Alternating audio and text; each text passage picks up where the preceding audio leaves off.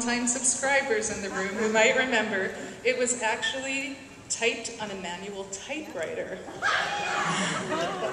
Some people really I knew would appreciate that. And so we had coincidentally only one story in that issue, and it was the story of the Plowshares Aid, which you'll hear more about later. Since that time, we've published 156 more issues that have reported on over 100,000 anti-nuclear arrests at hundreds of sites, and we have encouraged support for over 1,000 prisoners over these 30 years. Every day for the past 30 years, there have been anti-nuclear protesters in prisons in this country.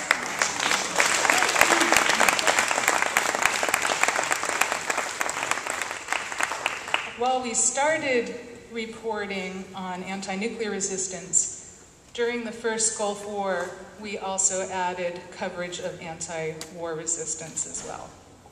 So, 30 years seems like kind of a long time at this point, and Jack and I were 21 and 24 years old when we started to publish the newsletter. We have kids now that are older than that.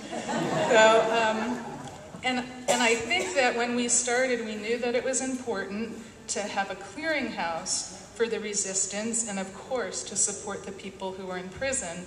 And then I remember in the mid-'80s when we heard the news of one of the Plowshares groups, the Silo Pruning Hooks, that Carl Cabot, who's right there, and Helen Woodson, when we heard the news that they had received an 18-year prison sentence, I remember that Jack and I turned to each other and said, wow, I guess we need to publish the newsletter for another 18 years. So thank you, Carl, and thanks to Helen too.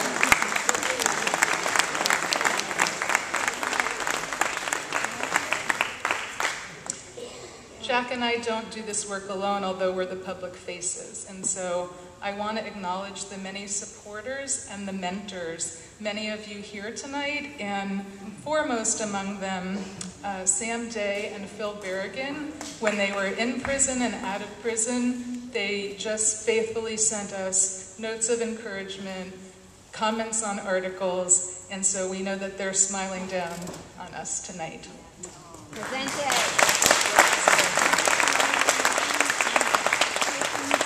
I'm looking around at a lot of people who we've written about over the years.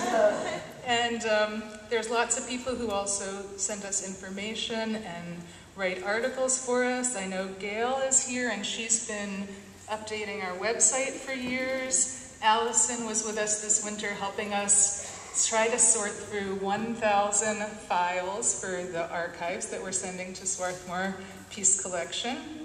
And there's actually quite a number of people here from Tucson who regularly come to our mailing parties. And so it's great to have all that support. And I think that, we need to just acknowledge after all these years that it's the support and the solidarity and the actions that you all are engaged in that help keep the nuclear resistor going.